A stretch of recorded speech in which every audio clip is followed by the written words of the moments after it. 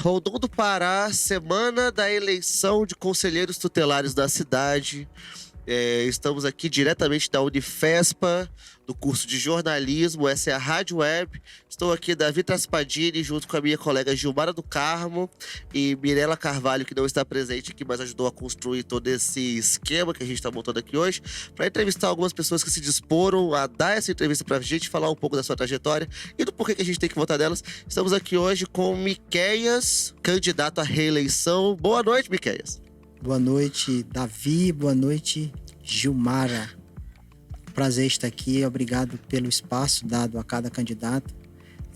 Num momento tão importante para a nossa sociedade, que é o processo de escolha para conselheiros tutelares do município de Rondon do Pará e no Brasil. Certo. Miqueias, você falou que esse é o seu segundo mandato. Se você ganha agora, é o terceiro, né? Isso mesmo. Miqueias, fala pra mim, o que te motiva a continuar no Conselho Tutelar? Primeiro, o que te motivou a entrar pro Conselho Tutelar e o que te motiva a continuar no Conselho Tutelar fazendo esse trabalho? Na verdade, desde quando eu me entendo por gente, como a gente sempre costuma relatar, eu sempre gostei de ajudar pessoas, né? Então, eu não vou dizer que eu já tinha vocação para atuar como conselheiro. Mas isso aconteceu desde 2012, quando eu comecei a me envolver nas políticas sociais, participando primeiro do CMDCA, que é o Conselho Municipal do Direito da Criança e Adolescente. Daí eu vi a necessidade e a possibilidade de eu poder contribuir ainda mais com a questão da criança e do adolescente. E aí vim candidato, na época ainda era lançado a chapa, que era eleita o titular e o suplente. E eu fui eleito como suplente e assumia no período das férias dos conselheiros. E em 2015 eu vim candidato a titular e a gente ganhou as eleições. E agora em 2019 novamente para o segundo mandato, encerrando agora em 9 de janeiro de 2024. E caso a gente ganhe, eu irei para o terceiro mandato.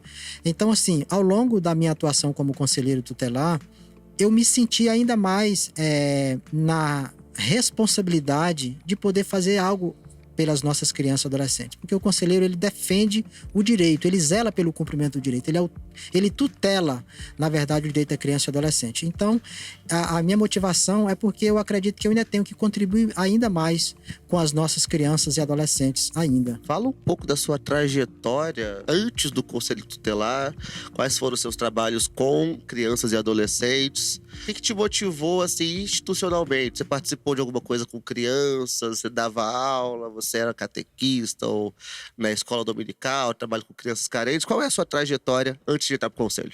Certo. Eu sou membro da Assembleia de Deus Missão desde que nasci. Na verdade, quando eu nasci, meus pais já eram membros, então hoje eu tenho 42 anos sempre fui membro da Assembleia de Deus.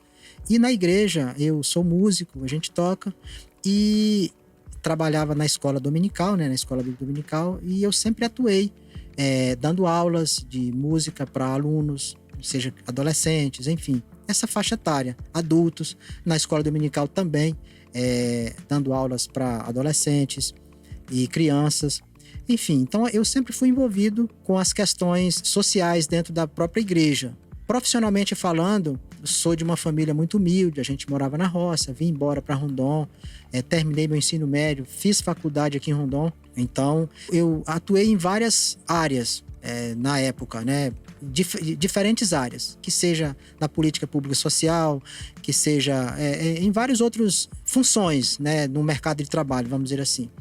Mas na igreja eu sempre estive ligado a esse trabalho de ensinar os jovens, adultos, sempre muito ligado na igreja, porque a igreja, na verdade, ela tem um público diversificado, né? Então, aonde eu era chamado, a gente contribuía de uma certa forma, que seja para adulto, que seja para criança, que seja para adolescente, sempre envolvido. Então, a minha experiência maior foi justamente dentro da igreja. Com essa experiência que você já tem trabalhando nessa área do conselho há 10 anos, não é? Isso. Você tinha dito no início. Eu queria saber de você, que já tem uma vivência, quais são os maiores desafios que você encontrou durante a tua trajetória, se eles ainda permanecem e se você tem planos já montados para resolver esses desafios. Olha, os desafios, eles são muito grandes e vários, né? Diversos desafios. A princípio, o maior desafio que eu enfrentei foi justamente atender casos de violação de direitos envolvendo criança ou adolescente, e às vezes, ao final, ou era demorado demais o desenrolar do processo, ou às vezes não acontecia. Então, você acabava ficando um pouco desmotivado, né, quando você atende um caso ou encaminha casos para a justiça e acaba demorando ou às vezes não tendo um resultado esperado. E a repercussão, ela vem direto para o Conselho Tutelar, porque o Conselho Tutelar, o próprio estatuto, ele fala que ele não é órgão jurisdicional, ou seja, ele não tem poder de juiz. Então o Conselho Tutelar, ele não tira a guarda de pai, ele não dá guarda, ele não estipula pensão, certo? Ele não realiza divórcio, enfim, isso é questão judicial. O que o Conselho Tutelar faz é acolher a denúncia sobre quaisquer que sejam as violações envolvendo criança e adolescente, fazer o acolhimento e encaminhar para os órgãos competentes para fazer a devida investigação e punição dos culpados, né? Então, às vezes, algo demora a acontecer, ou muitas das vezes não acontece. Aí o próprio órgão acaba recebendo ficando, de uma certa forma, em descrédito por parte da população que não conhece como é que funciona o processo. Porque os nossos casos, os casos atendidos pelo Conselho Tutelar, são casos sigilosos. Então, a população, de uma certa forma, ela não sabe o que acontece nos bastidores, porque são vidas, são identidades de crianças que estão sendo violadas ali, o seu direito. Então, é algo mais... fica mais sigiloso, e a população acaba não sabendo do que de fato acontece. Então, esse foi um dos maiores desafios. E temos ainda desafios a ser superados. Em relação a projetos, tem que ver qual o contexto do projeto, porque o Conselho Tutelar, ele trabalha seguindo a cartilha do Estatuto da Criança e do Adolescente. Já está determinado o que tem que ser feito. É claro que o Conselho Tutelar deve ser proativo, deve... numa certa forma, vamos dizer assim, ele deve articular com demais instâncias do município, do poder público, que seja educação, saúde, assistência social, segurança, para que faça, para que a rede, que é o que nós chamamos de rede, a rede do sistema de garantia, para que a rede, de forma articulada, atue em pontos específicos para tentar inibir certas violações que acontecem contra as nossas crianças e adolescentes. Como você pretende lidar com futuras situações dentro do conselho, tendo consciência de que há necessidade de separar o pessoal do profissional, isso envolvendo todos os tópicos de crença, religião, política, que a gente sabe que pode ser algo que pesa muito no momento de tomar decisões, mesmo você já tendo uma experiência nessa trajetória? É um ponto muito importante e bem sensível, porque a função do conselheiro tutelar, ela é uma função que o maior interesse deve ser da criança. Então, essa separação do pessoal, do profissional, do político, vai muito de cada conselheiro, né? A gente precisa administrar isso. E aqui, sendo sincero, eu sempre me policiei nesse sentido. Tenho minhas aptidões políticas? Tenho, todo mundo tem. Né? Agora, tenho minhas ideologias religiosas? Tenho.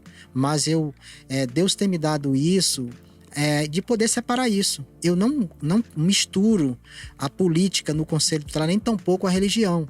É claro que no meu dia a dia, na minha atuação, eu vou adquirir alguma coisa que eu aprendi ali na igreja, vamos dizer assim, e você acaba colocando em prática ali, mas tudo dentro da lei.